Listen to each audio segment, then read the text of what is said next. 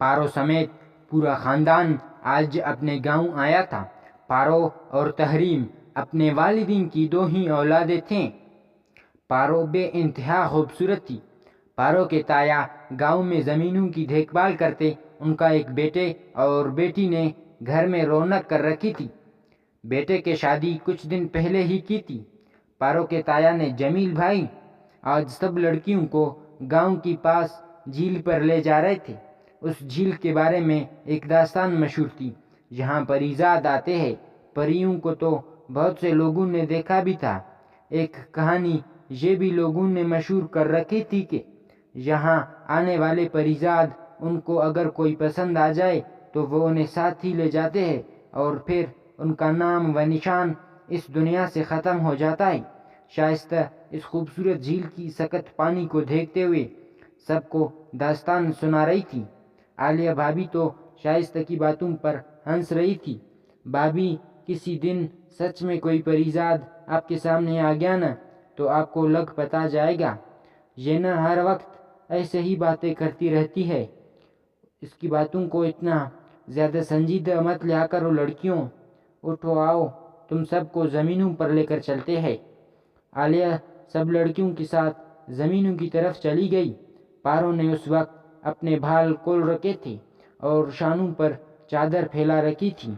اچھی خاصی سردی تھی یہاں اس علاقے میں، مگر پارو کو شوق چڑھا کہ آج سویٹر کے بغیر جاتے ہیں۔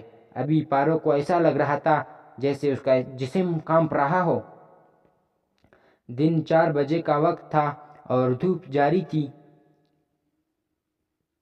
شام 6 بجے تک گاؤں میں مکمل اندھیرا ہو جاتا تھا۔ یہ منظر بڑا سحر انگیز تھا۔ پارو کی آنکھیں جاتی دھوپ کی سائے میں نیلی محسوس ہو رہی تھی، جبکہ اکثر اس کی آنکھوں کا رنگ کانچ جیسا سبز ہو جاتا تھا۔ اس کی آنکھیں اس کی خاصیت تھی۔ جب یہ پیدا ہوئی تھی تو ایک بابا ان کے گھر آئے تھے۔ بابا جی نے جیسے ہی پارو کو دیکھا تھا اس کا نام تجویز کر دیا تھا، پارو۔ وہ بابا پارو کے والد سے بہت دن تک ملتے رہے۔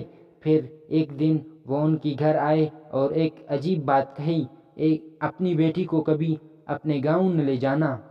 اس کی لکیروں میں ایک عجیب داستان ہے، جو پوری ہو گئی تو تم اپنی بیٹی کو ہمیشہ کے لیے کھو دو گے۔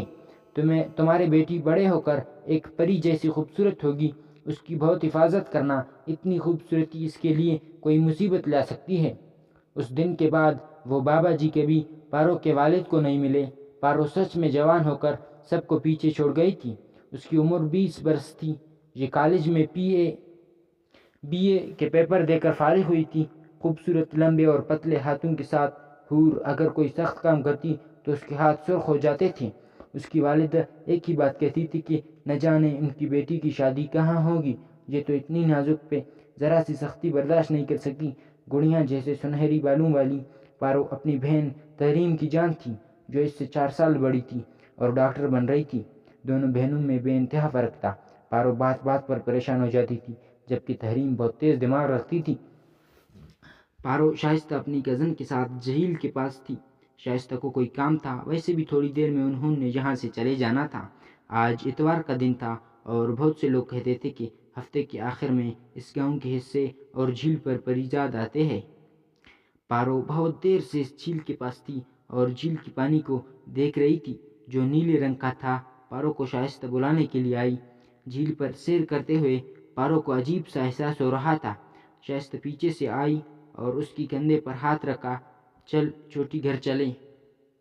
تایا جان کہہ رہے ہیں کہ یہ علاقہ اس وقت ٹھیک نہیں رہتا۔ آپ جائیں، آتی ہوں میں، میری کچھ چیزیں رہ گئی ہیں پیچھے۔ اچھا، جلدی آ جا۔ پارو پیچھے مڑی اور اپنی چیزیں اٹھانے گئی۔ جھیل کے پاس آتے ہی اسے احساس ہوا کہ کسی نے جھیل میں چھلانگ لگائی ہے۔ پارو اپنے خوبصورت آنکھیں سامنے کی تو ڈر کے چونک گئی۔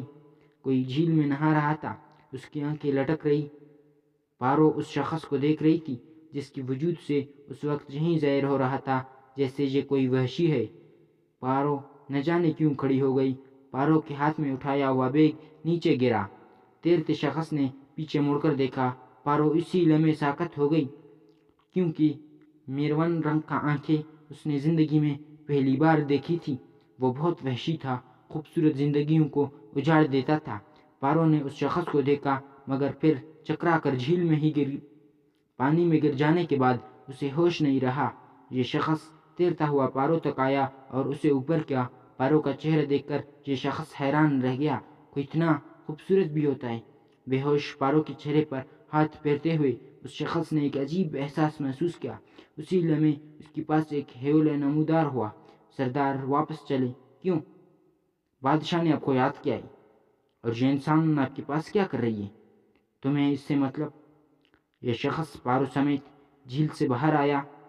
جانا ضروری تھا مگر اس کا دل بغاوت پر اتر آیا۔ اس پری کو چھوڑ کر نہیں جانا چاہتا تھا وہ۔ یا آخر اس نے پارو کو اٹھایا اور ساتھ لیا۔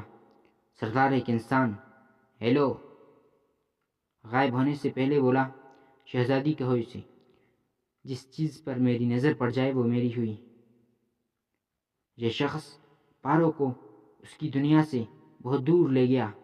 شائستہ جو پارو کی طرف آ رہی تھی اس کی چیخیں بلند ہوئی، ابو جی کیا ہوگا شائستہ؟ کیوں شور مچا رکھا ہے؟ جیسے کوئی جن دیکھ لیا ہو تم نے۔ وہ ہماری پارو کو کوئی اٹھا کر لے جا رہا تھا، وہ غائب ہو گیا۔ کیا کہہ رہی ہے؟ لڑکی تیرا دماغ چل گیا ہے داستانوں کو سن کر؟ نہیں ابو جی، میرے سامنے پارو غائب ہوئی۔ عالیہ اور تحریم بھی آ گئی، جو فوراً جھیل کے پاس گئی۔ یہاں بیگ پڑا ہوا تھا اور کچھ دیگر چیزیں، مگر پارو نہیں تھی، نہ پارو کا نام و نشان تھا۔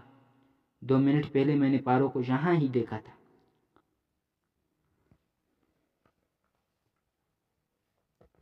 عالیہ کے بھی پسینے چھوٹ گئے۔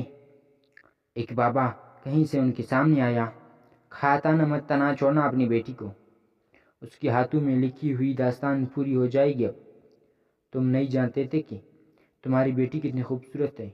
وہ اسے لے گیا ہے اپنی دنیا میں، اور اب وہ اس دنیا میں نہیں ہے۔ کیا کہہ رہے ہو تم؟ ہمیں بتاؤ ہماری بیٹی کہاں ہے؟ تایا جان جیسے ہی آگے آئے یہ بابا غائب ہو گیا۔ سب لڑکیوں کی چیخیں نکل گئی۔